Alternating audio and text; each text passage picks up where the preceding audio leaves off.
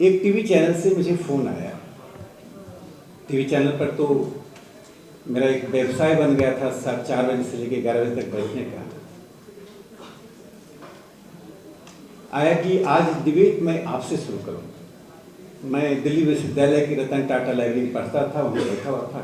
मैं खुश हुआ कि डिबेट जब शुरू होता है थोड़ी महत्व मिलती है। फिर जिसने कहा डिबेट शुरू करूँगा, एक राष्ट्रीय चैनल था, मैं नाम बताना अनुचित है, वो कुछ पॉज दिया, कुछ बोलना चाहता था लेकिन बोल नहीं पाया। आधे घंटे बाद फिर फोन आया कि सर डिबेट आपसे ही शुरू होगी। मैं कहा तो आपने बता ही दिया। आधे घंटे बाद फिर फोन आया। मैं कहा देखिए मैं लाइब्रेरी के अंदर हूँ और बार बार आप कह रहे हैं कुछ बात है क्या? कहा सर एक बात आपसे बतानी थी। डिबेट में जो एक मेरे मित्र अंसार रजा जी आते थे, तो अंसार रजा आ रहे हैं, मेरी उनसे बात हो गई है, उनको क्या बोलना है मैंने बता दिया। थोड़ा सा आप उग्र हुए, आप बहुत शांत रहते हैं, अच्छा नहीं लगता। तो मैं कहा कुछ बता तो दीजिए, तो मैं ऐसा होता दिखाऊंगा।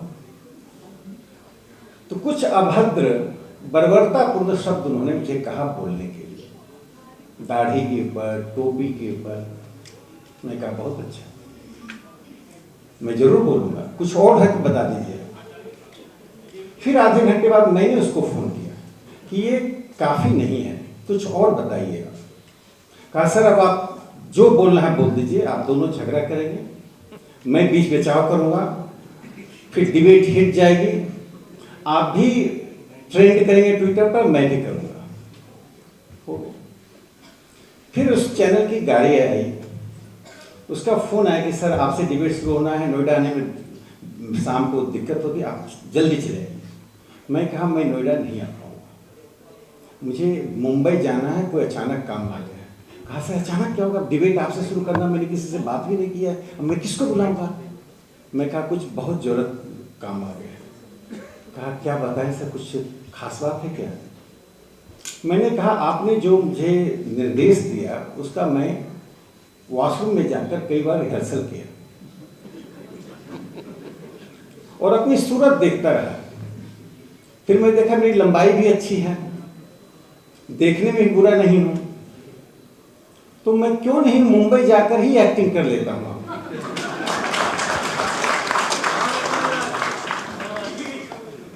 मैं इस देश में किसी का दाढ़ी नोचने, किसी का टोपी उतारने के लिए पैदा नहीं लिया।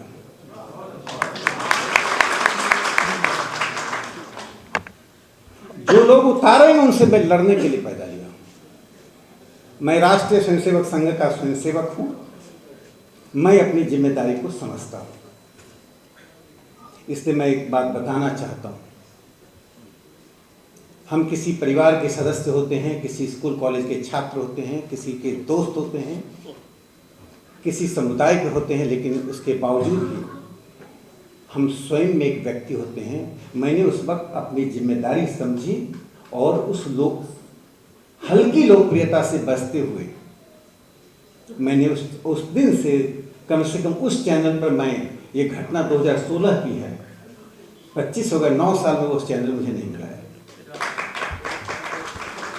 अब बात रही, मुझे एक बात अच्छा नहीं लगा, जब ख्वाजा साहब बोल रहे थे तो बहुत धैर्य के साथ सुना, लेकिन अंत में कुछ लोगों का धैर्य टूटने लगा। यदि इतनी जल्दी आपको धैर्य टूट जाएगी तो फिर आपको हिंदुस्तानी कहलाने का अधिकार नहीं।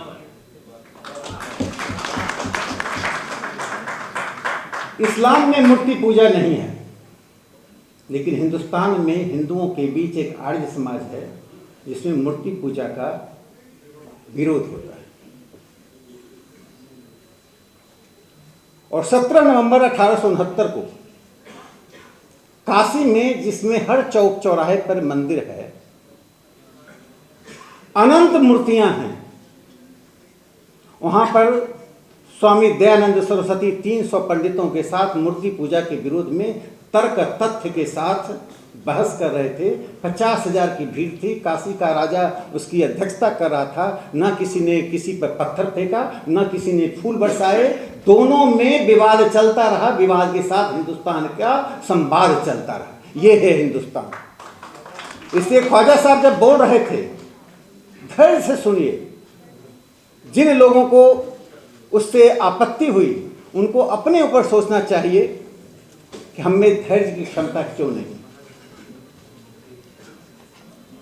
एकरा जी बहुत अच्छी पार्लियामेंट्रियन होंगी। आज जैसा उन्होंने भाषण दिया मुझे बहुत प्रभावित किया।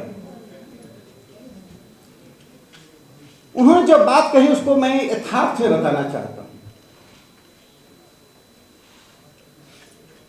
मैं बिहार के बेगूसराय से हूं और बेगूसराय कॉन्स्टिट्यूंसी को आप अच्छी तरह भलीभांति जानते हैं कई कारणों से। राज्यसभा में जाने के पहले की बात है। टेलीविजन चैनल पर आने के कारण लोग सूरत देखकर पहचानने लगते हैं। मैं जब गांव जाता हूं तो एक लखमीनिया का बाजार है। उसमें दो हिस्से हैं, बलिया और लखमीनिया। लखमीनिया मुस्लिमों की बस्ती है और बलिया हिंदुओं में ज़्यादा है, लेकिन पता नहीं चलता है कि कौन कहाँ रहता है। तो मैं उस सब्जी की बाजार में शाम को घूम रहा था, तो पीछे से एक नौजवान, वो 2 दिन पहले मेरे घर आए थे इसलिए कहानी याद आ गई। जामिया में पढ़ाते थे, तब मैं नहीं जानता था, मेरा कोई परिचय नहीं था। पीछे से आए और मेरे कंधे पे हाथ रखा, कहा आप राकेश सिन्हा जी हैं, आप संघ के हैं ना, आप टीवी चैनल पर आते, बहुत अच्छा करते हैं। बहुत अच्छा लगा कि हमारे यहाँ का कोई व्यक्ति इतना बड़ा नाम कमा लिया। मैं कहा आप कौन हैं? तो उन्होंने कहा मैं अतुल रहमान हूँ, मैं जामिया में केमिस्ट्री पढ़ाता हूँ। अजीम प्रेम जी की जो पूरी संपत्ति है, पाकिस्तान के 4 वेल्दिएस्ट पर्सन, मियां मोहम्मद मासा $5 बिलियन, अनवर परवेज $3.1 बिलियन, उनके बाद जो 4 हैं बिलियन से मिलियन पर आ गए। 7 को मिलाकर हम जितनी संपत्ति है उससे अधिक संपत्ति हमारे अजीम प्रेम जी के साथ है। मैं उन्हें मुसलमान नहीं, सच्चा हिंदुस्तानी उद्योगपति मानता हूं। फरहा, मैं नहीं जानता था मेट्रो जूता मैं खरीदता हूं। मैं इस सेमिनार के कारण में ढूंढा। 26,000 करोड़ की मालकिन है, वेल्थिएस्ट मुस्लिम वोमेन। मेट्रो शूज उन्हीं का है। बेंगलोर में प्रेस्टीज रियल एस्टेट का डेवलपमेंट हुआ। इरफान रजाक, वो प्रेस्टीज इतना ग्रुप बढ़ रहा है। कर्नाटक में तो मुस्लिम मेजोरिटी नहीं है, क्यों बढ़ रहा है? यदि नरेंद्र मोदी जी के 2014 में आने के बाद मुस्लिम रिप्रेजेंटेशन कम हो गया, मुस्लिमों की संख्या, मुस्लिमों का डिमोनाइजेशन होना शुरुआत, मैं छोटी सी आंकड़ा देना चाहता हूं। 1952 में 25 मुस्लिम थे लोकसभा में, 1957 में 23, 1961 में 26, 1967 में 28, 1971 में 28, 1977 में 49, 1980 में 45। ये काम था, वही रहा। 2024 में 24, 2024 से 2019 में 26, उसके पहले 2014 में 23। कहाँ आंकड़े बदल गए? आंकड़ा क्यों नहीं बदल रहा समझता हूं। जब हम मल्टीकल्चरल की बात करते हैं तो कहना बहुत अच्छा लगता है। मुझे हिलाल जी को पढ़ना क्यों अच्छा लगता है? क्योंकि बुनियादी मसले को उठाते हैं। मल्टीकल्चरल की बात करना और मल्टीकल्चरलिज्म में कंट्रीब्यूट करने में अंतर होता है। पूरा जो हमारी सभ्यताई पक्ष है उपनिषद में है, उसमें नेति नेति है। उपनिषद का एसेंस ऑफ हिंदुइज्म इज नेति नेति। 2 शब्द को हटा दीजिए, भारत समाप्त हो जाएगा, हिंदुत्व समाप्त हो जाएगा।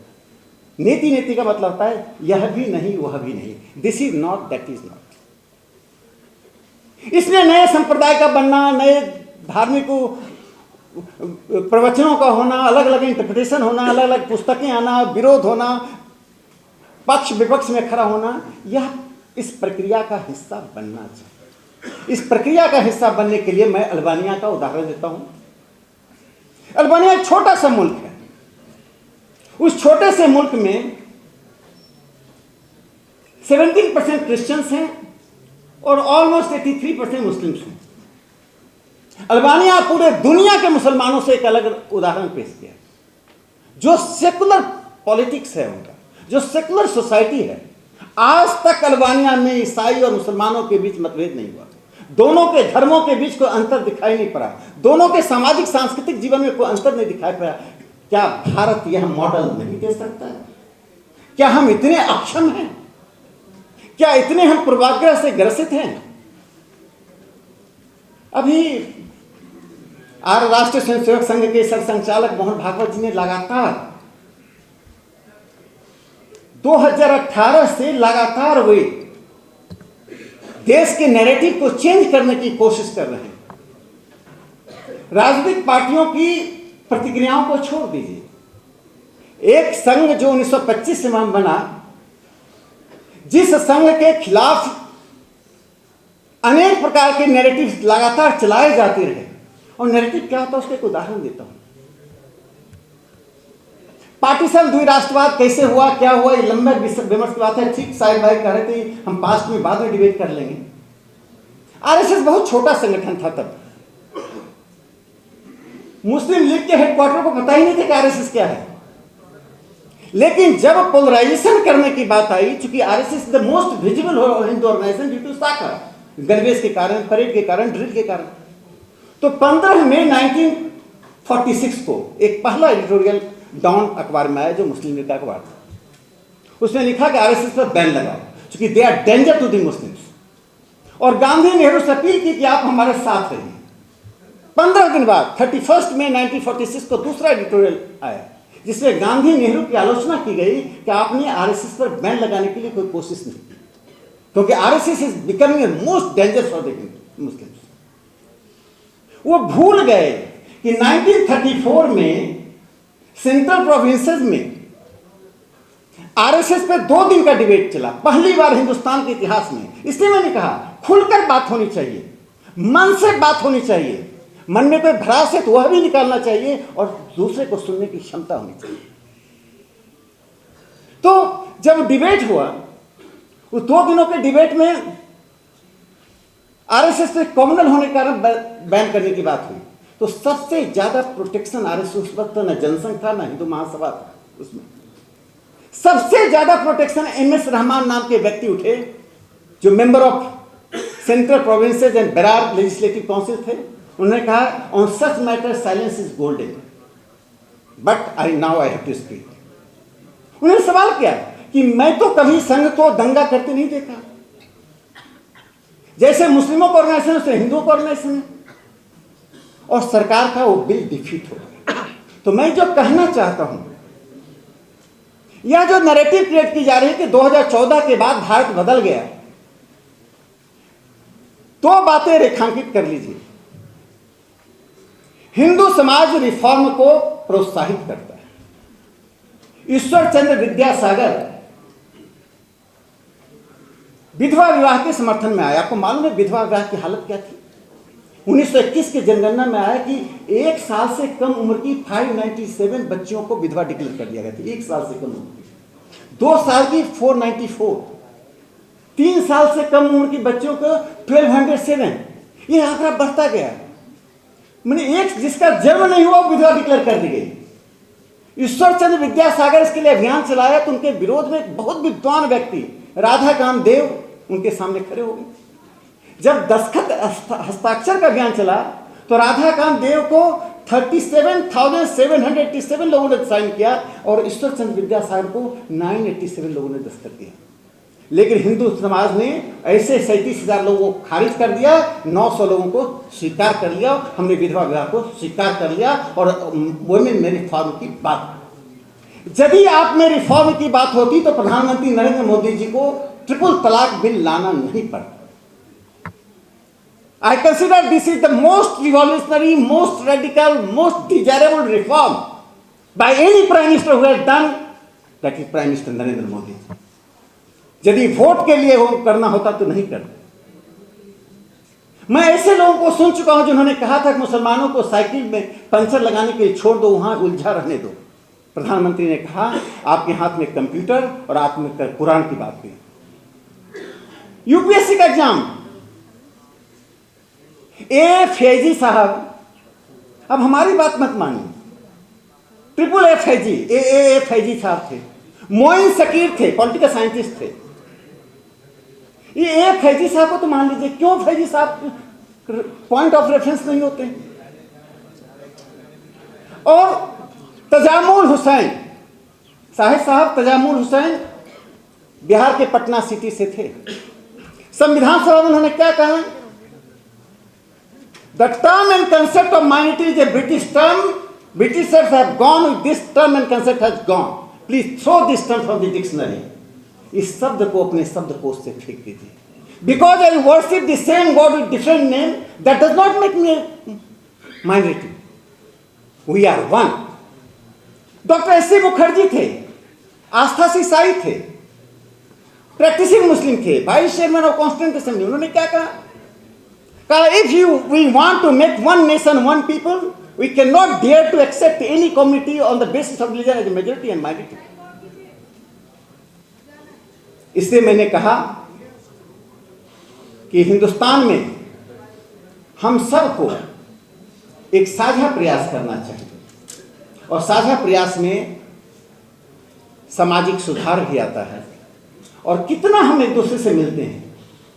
जो Muslim middle class is betraying the Muslim community, मैं इतना कहूँ, जो मुस्लिम मिडिल क्लास को मध्यम वर्ग को भूमिका निभानी चाहिए थी, वो मध्यम वर्ग भूमिका नहीं निभा रहा।